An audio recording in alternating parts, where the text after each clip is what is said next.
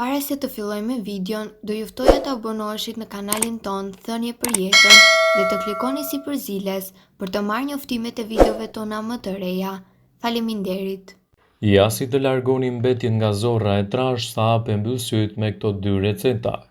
Instituti Kombëtar i Diabetit, Digjestivi dhe Sëmundjeve të Veshkave në SBA shpjegojnë përmes faqes së tyre të internetit zakonet e të ushqyerit mirë dhe keq për funksionet e zorëve dhe shmangjen e kapsllëkut. Ato kanë renditur disa mënyra se si mund të lehtësoni këtë problem duke evituar ushqimet e këqija dhe duke pasuruar dietën tuaj me produkte sa më natyrale. Shumë më shpesh, zgjedhjet tona ushqimore dëmtojnë zorrën, një nga organet më të rëndësishme për funksionin e duhur të trupit dhe të shëndetit mendor. Ekspertët ofrojnë këshilla të vlefshme se si mund të mbrojmë zorrën përmes dietës, e cila përfundon në nxitjen e njerëzve që tanë më shumë fibër dhe lëngje për të ndihmuar në funksionin e fibrave. Çfarë duhet të hani në këto raste? Të rriturit kanë nevojë për rreth 25 deri në 35 gram fibër vegjitale në ditë, në varësi të moshës dhe gjinisë. Për dikë që nuk është mësuar me ushqime me fibër të lartë, shtimi i tyre në dietën e tyre duhet të bëhet gradualisht për të lejuar trupin që të mbështatet.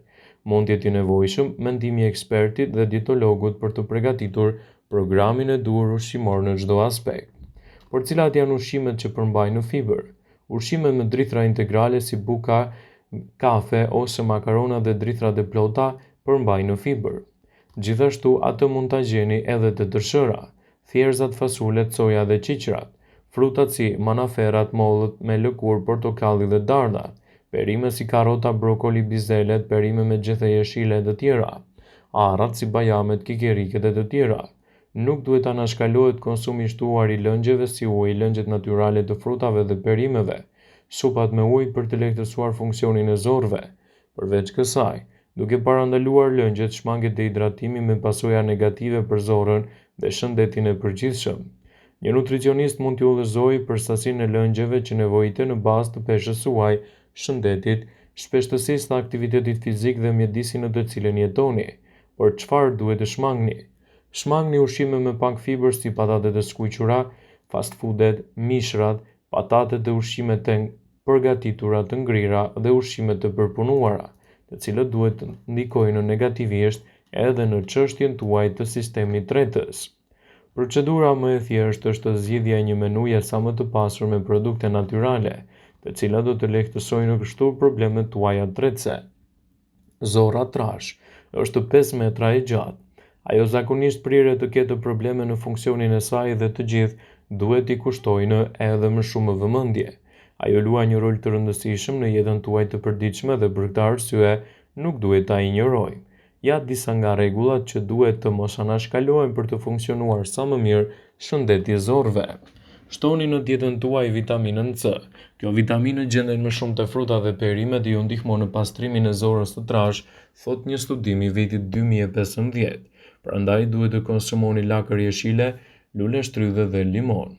Në dietën tuaj shtoni edhe përdorni probiotik, bakteri miqësore për mbrojtjen e zorrës së trash. Ullëntimet sugjerojnë se probiotikët mund të ndihmojnë në parandalimin dhe trajtimin e problemeve të zorrës së trash. Këto bakteri të mira ndalojnë inflamacionin dhe përmirësojnë konsistencën e lëvizjeve të zorrëve. Dy funksionet të shëndetit të tretjes që kanë të bëjnë me zorrën e trash.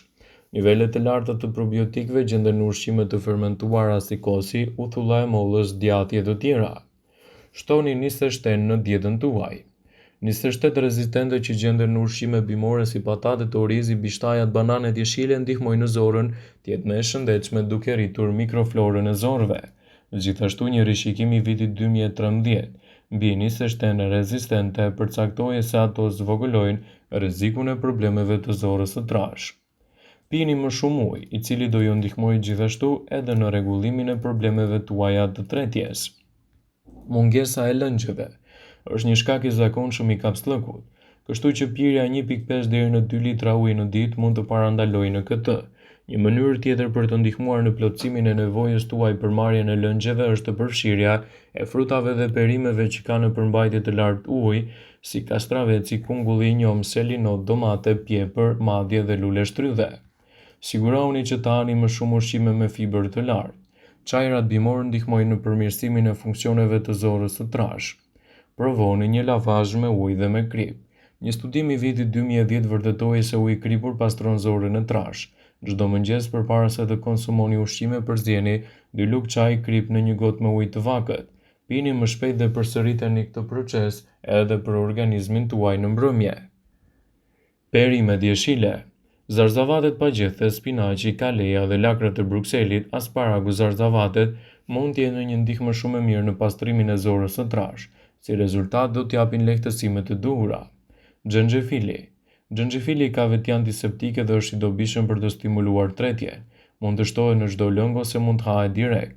Shtoni një lugë çaj xhenxhefili dhe mjalt e përzieni me një filxhan me ujë të ngrohtë. Lëngjet e bëra duke përdorur mollë dhe limon gjithashtu mund t'ju ndihmojnë në këtë aspekt.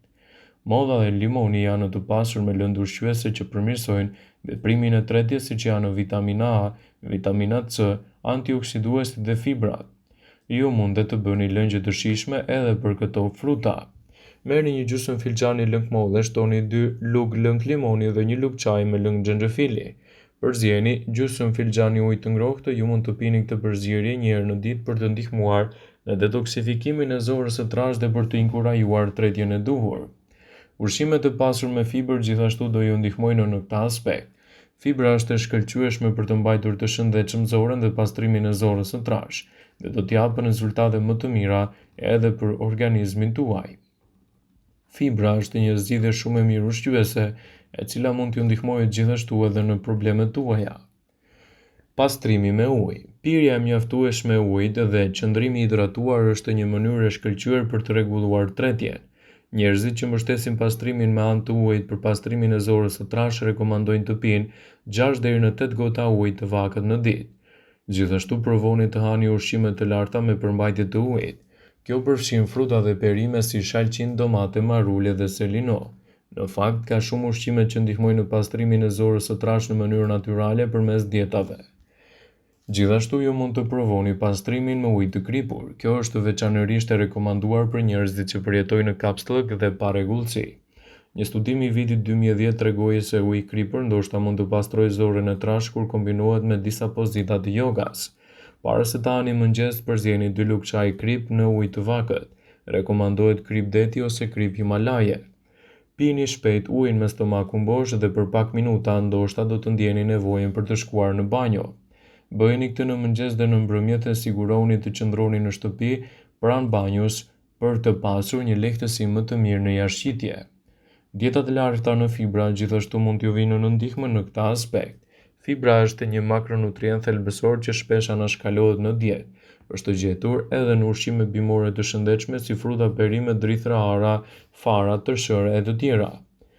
Bimët përmbajnë celulozë dhe fibra që ndihmojnë në ngurtësimin e materjes së tepërt në zorën e trashë, gjithashtu rregullojnë kapslëkun dhe jashtëqitjen e tepërt, ndihmojnë në rregullimin e bakterieve të dobishme si probiotik.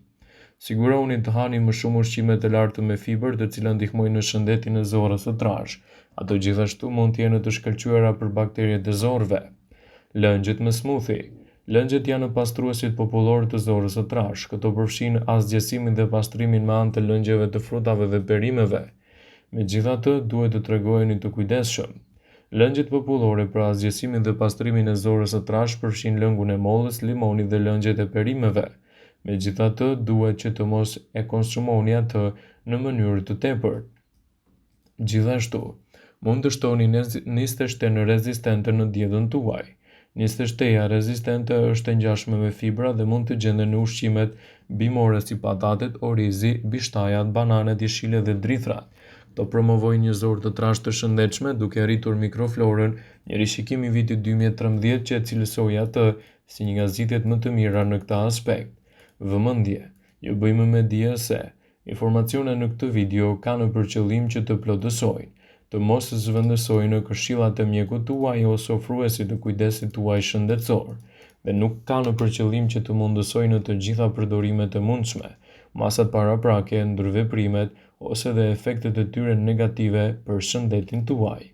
Pasi ta dëgjonit këtë video, do ju ftoja t'i bënit like dhe ta shpërndanit atë në profilin tuaj në mënyrë që të informohen dhe miqtë tu.